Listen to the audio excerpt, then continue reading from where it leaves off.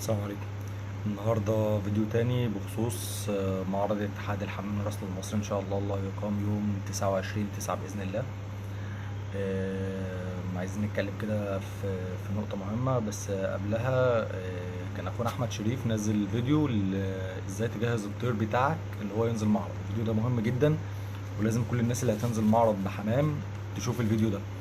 ويا ريت تشيروه عشان يوصل لاكبر ناس.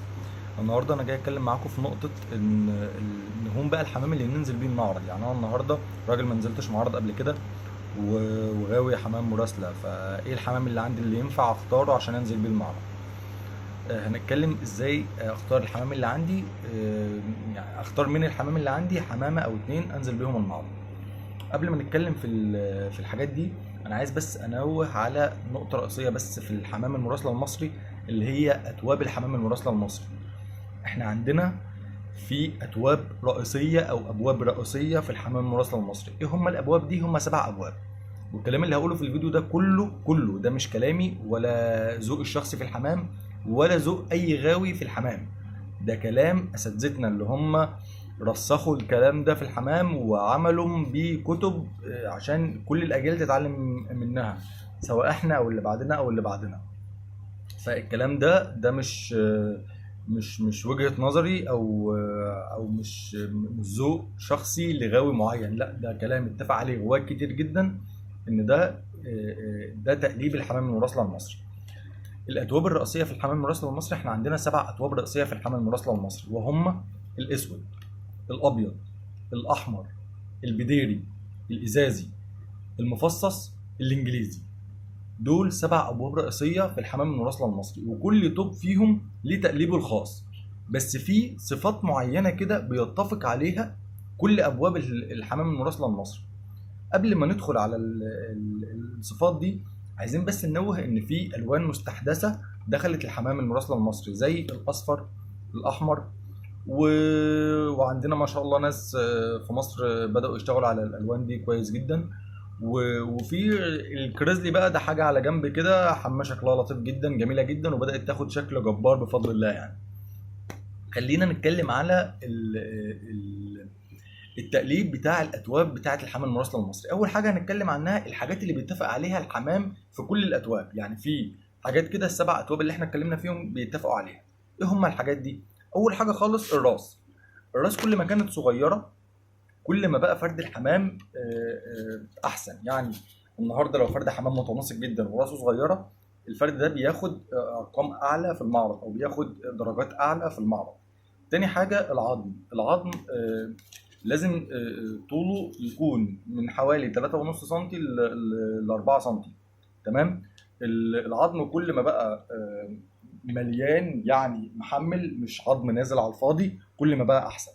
كل ما بقى في عطشه، ولكن عطشه محمله، يعني عطشه مليانه من فوق ومن تحت، كل ما بقى الفرد ياخد منظر جمالي احسن.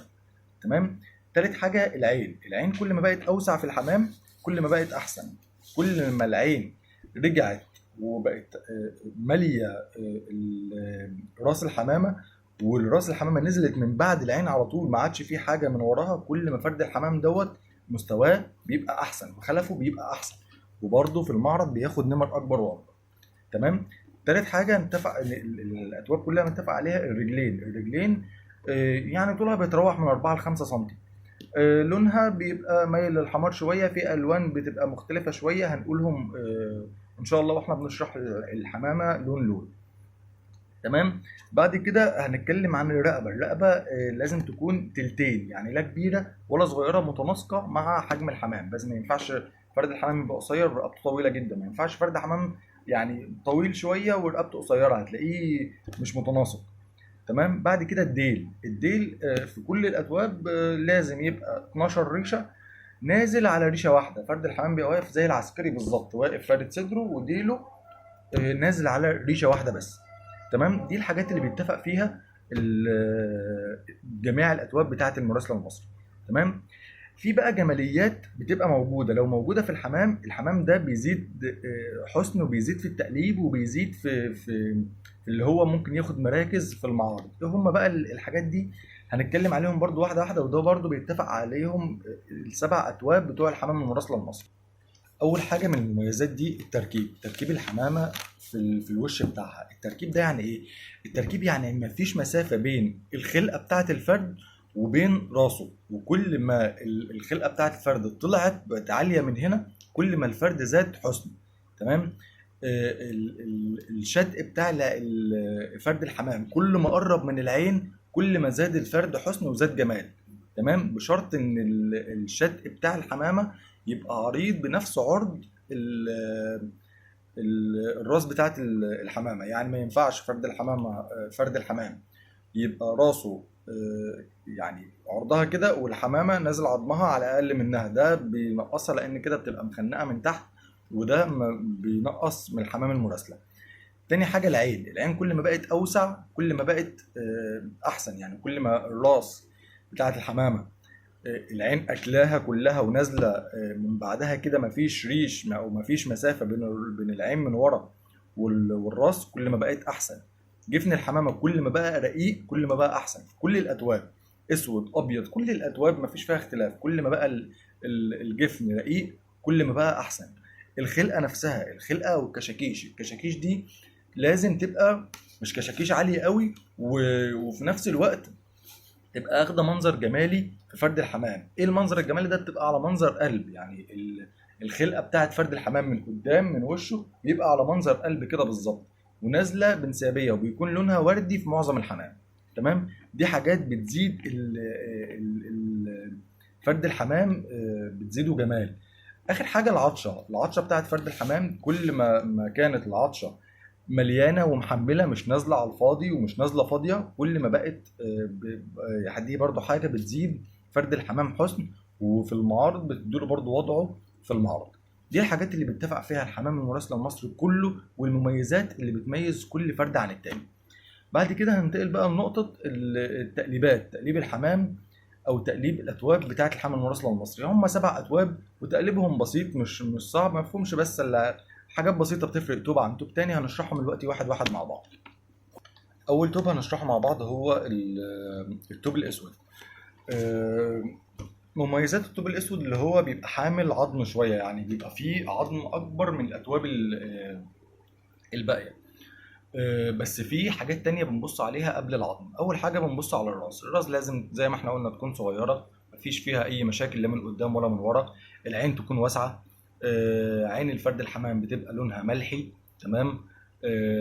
مايله للاحمرار، حاجه بسيطه جدا جدا جدا، حاجه لا تذكر، وكل ما بقت ملحي كل ما بقى افضل لفرد الحمام. الجفن لازم يكون رقيق، مش غليظ. في حمام في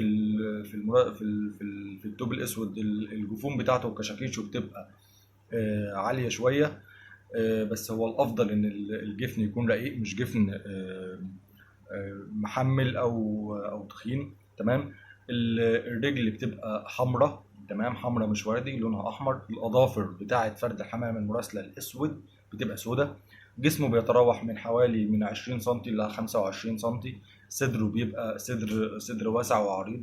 الديل نازل على ريشه واحده زي ما احنا قلنا، بيبقى 12 ريشه. الرجل بتتراوح طولها من 4 ل 5 سم. نفس المواصفات بتاعه الحمل الاتواب التانية، بس بتختلف حاجات بسيطه من توب لتوب. ده اول حاجه بالنسبه للفرد الحمام المراسله الاسود. تاني توب هنتكلم عنه هو الطوب الابيض. الطوب الابيض من الحمام المميز جدا بالمظاهر الجماليه بتاعته، يعني بيحمل مظاهر جماليه اكتر من الاسود شويه. تمام. نفس تقليب الاسود بالظبط، بس هو الاختلاف البسيط اللي بين الاثنين ان الحمامه البيضاء بتبقى ارق من الحمامه السوداء شويه، مش ارق منها اللي هي اضعف منها في المستوى، لا، في حمام ابيض ما شاء الله بيبقى شايل عظم كويس جدا، ولكن لازم يحتفظ برونقه اللي هو الراس صغيره برده مش كبيره، العين واسعه مش ضيقه. لون العين يختلف عن الحمامه السوداء، لون العين هنا بيبقى ابكم اللي هو بني مايل للسواد. الجفن لازم يبقى رقيق، مفيش حمامه بيضه لازم جفنها يبقى مغطي عينيها، لا، لازم الجفن يبقى رقيق ولونه ابيض. تمام، مش اخد لون احمر. لون احمر في الحمام المراسله المصري الابيض يعيب فرد الحمام المراسله الابيض لازم الجفن يكون ابيض وليس احمر. تمام. الرجلين حمراء، الاظافر بيضة مش داخلها اي لون تاني. لو في فرد ابيض رجليه او اظافره فيها الوان تانية زي الاسود، هتعرف الفرد ده مثلا من زمان داخله حمام تاني، داخله اسود او ازرق عشان يحسنوا العظم بتاع الفرد. الجسم برضو الصدر عريض، الجسم من 20 سم ل 25 سم، الديل برضو نازل على ريشه واحده 12 ريشه. فرد الحمام يبقى متناسق، دي المواصفات بتاعت فرد الحمام الابيض. تمام. هننتقل بعد كده اللون البديري. البديري ده من اصعب تقليب الحمام المراسله المصري، عشان توبه صعب شويه في التقليب. توب الحمام المراسله البديري بيبقى لونه بني، او لا مش بني، اسف، بيبقى لونه بيج او عاجي، مش رصاصي زي الصابوني. لا، الصابوني توب مختلف خالص، لكن البديري بيبقى عاجي او بيج غامق شويه. راس الفرد وصدره بيبقى لونهم بني. تمام. ليه 3 دبايك على جناحه، مش 2، 3. تمام. الدبايك دي بتبقى بنفس لون الراس والصدر. ده التوب بتاع الحمام البديري. تمام. الضوافر بتاعت الحمام البديري لازم تبقى لونها برضو يا بيج غامق يا عاجي، يعني مش ابيض ولا اسود، لونه يعني بيج غامق كده او عاجي. تمام.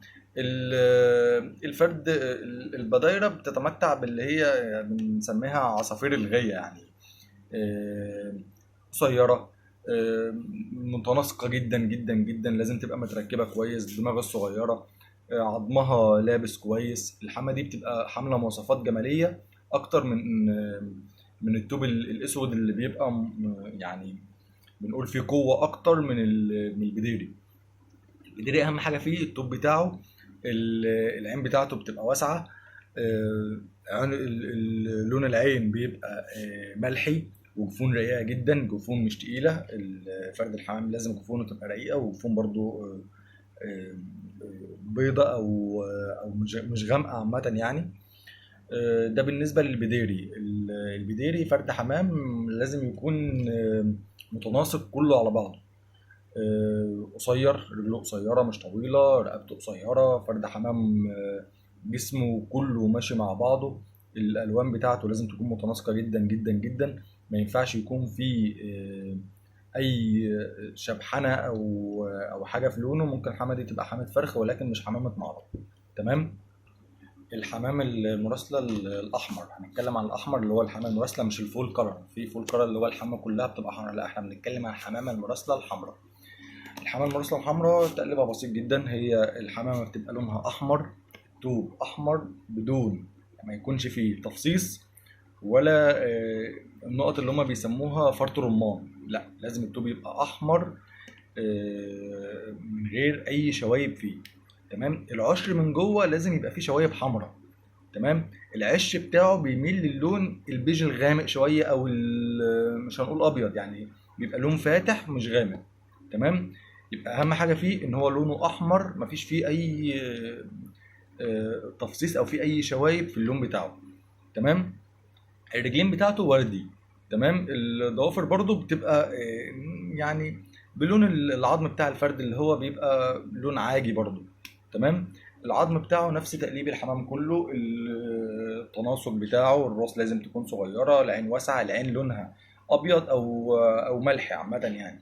ما ينفعش تيجي بكمة، ما ينفعش يبقى فيها تشريح في العين، لا العين يا بيضة يا ملحي. تمام. لازم الفرد زي ما قلنا يكون متناسق، لازم الفرد يكون ديله نازل على ريشه واحده برضه، مفيش فيه اي عيوب في التوب، لان البدير عامه او الاحمر اهم ميزه فيهم التوب بتاعهم. التوب بتاعهم كل ما بقى انقى كل ما بقت الحمامه احسن واحسن. تمام. الحمام المراسله الازازي برضه من الاتواب الصعبه مش السهله. في ناس كتير جدا بتتلخبط بين الازازي والحديدي. الازازي اللي بيميزه لونه بيبقى ازرق سماوي مش غامق. تمام. لو جه بغمقان ممكن يتقال عليه حديدي. دي اول حاجه بنفرق بيها بين الازازي والحديدي. التوب بتاعه بيبقى ازرق سماوي، ازرق فاتح. تمام. العضه بتاعه او الجسم بتاعه برضو بيبقى جسم متناسق، بتروح طوله من 20 ل 25 سنتي، مفيش فيه اي مشكله. وصدره برضو بيكون عريض. الدماغ بنفس لون الجسم، يعني دماغ الحمامه بنفس لون الجسم بتاعها اللي هو الازرق السماوي. الدبك بتاعه لازم فرد الحمام دوت، في ناس بتقول لازم يبقى 3 عليه 3 شرايط سودا. لا، هو لو جيب باتنين مفيش فيه اي مشكله. يعني لو فرد الحمام الازرق جيب دبكين بس مفيش فيه اي مشكله خالص، يا 2 او 3. تمام. وبرضه يا جماعه بنوه، الكلام ده والله ما كلامي، ده كلام الناس القدام اللي حاطينه، مش كلامي، ده الكلام اللي احنا متعلمينه، والكلام اللي هم الناس كلها بتتوارثه جيل عن جيل. تمام. رابع حاجه الكسحه بتاعت الفرد ده. هو الكسحه دي يعني ايه؟ دي الفرد الحمام في اخره كده بيبقى فيه شريط جاي بالعرض كده اسود. تمام. فرد الحمام بيبقى لونه زي ما قلنا ازرق سماوي، وديله في الاخر فيه كسحه، يعني شريط كده اسود جاي من اول الديل لحد اخره. في عندنا المحابس بتاعت فرد الحمام. المحابس بتاعت فرد الحمام الازرق ده برضو حاجه بيتميزوا عن الحديدي. المحابس يعني ايه؟ المحابس اخر ريشتين في الديل من ناحيه اليمين ومن ناحيه الشمال. الديل ده اخر ريشه فيه من هنا ومن هنا بتبقى مقسومه، نصها ازرق والنص التاني بيبقى ابيض. لازم يكون النص التاني ابيض. تمام. المحابس بتاعته برضو لازم يكون يعني الريش بتاعها عند طرفين الديل من هنا ومن هنا برضو في لون ابيض. تمام. العين بتاعته فاتحه مش غامقه، ما ينفعش يجي ابكم، ما ينفعش فيه تشبيحه، لازم العين تبقى يا اما بيضه يا اما ملحي. الرجلين بتاعته برضو صغيره. تكوين الحمام كله بقى زي بعضه، بس اهم حاجه فيه التوب اللي احنا لسه شارحينه من شويه. تمام. فرد الحمام المفصص برضو من الاتواب اللي برضو فيها تكات كده في التقليب بتاعها. فرد الحمام المفصص بيبقى فرد ازرق. تمام. اللي يفرقوا بينه وبين الازازي ان هو بيبقى مقرش، يعني فيه نقط سودة في جسمه. تمام. برضو بيبقى فيه الكسحة بتاعته اللي في اخر الديل، شريط عريض برضو في اخر الديل. بيبقى فيه المحابس. تمام. ولونه ازرق غامق مش فاتح. العيون بتاعته بتبقى فاتحة برضو مش غامقة.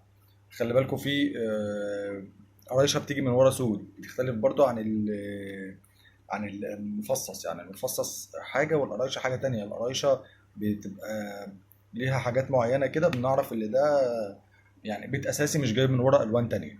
تمام. وبقت قليلة جدا الأيام دي يعني. تمام. فرد الحمام الإنجليزي. فرد الحمام الإنجليزي فرد برضو من الحمام اللي بيبقى شكله حلو جدا. هو لونه زي الاسكندرول الأسود كده، يعني بيبقى الراس بتاعته بتبقى بيضة، الرقبة سودة، ومن الخلف بيضة، اخد شكل قلب كده من ورا. البطن بتبقى بيضة مش سود، نصها ابيض مش اسود. ضوافره بتبقى بيضة. العين بكمة. تمام. العين بتاعت الفردة بتبقى بكمة. الجفون بتاعته رقيقة. الضوافر بيضة زي ما قلنا. لازم برضو الفرد يكون متناسق زي ما بقية الحمام، يعني شرح بقية الحمام. فرد الحمام برضو تلتين، لا طويل ولا قصير. برضو من الحمام اللي ما عادش موجود كتير قوي اليومين دول، بقى قليل جدا. فرد الحمام ده برضو بيتميز بقوة العظم، لأنه بيبقى المفروض عظمه بيبقى جاي محمل. تمام. من الأتواب الصعبة، مش توب سهل في تقليبه يعني. يعني اللي موجود عنده التوب دوت يا ريت يحافظ عليه، لأنه يعتبر ما عادش موجود او موجود منه بس قليل شويه. بس هو كده دول تقليب الحمام المراسلة المصري بالسبع اتواب الرئيسيين بتوعه. اتمنى ان انا اكون لميتهم كلهم على بعض، ولو في حد عنده اي سؤال انا تحت امر الناس في اي حاجه. طلب اخير بس ابداوا جهزوا الطير بتاعكم من دلوقتي. ابداوا جهزوا المعرض، ابداوا شوفوا الحمام الميمون اللي انتوا هتنزلوا بيه، ان شاء الله يكون معرض خير علينا وعليكم. ولو في حد ناقصه اي معلومه في اي حاجه، انا وكل الناس المشرفه على المعرض تحت امركم في كل حاجه. وباذن الله هنحاول نعمل لكم حاجه تشرفكم وتشرفنا ان شاء الله، وتشرف كل قوات الحمل المواصله المصري سواء في مصر او بره مصر. وباذن الله انتظرونا يوم 29/9 هنعمل حاجه باذن الله هتعمل بوم جامد جدا يعني. السلام عليكم.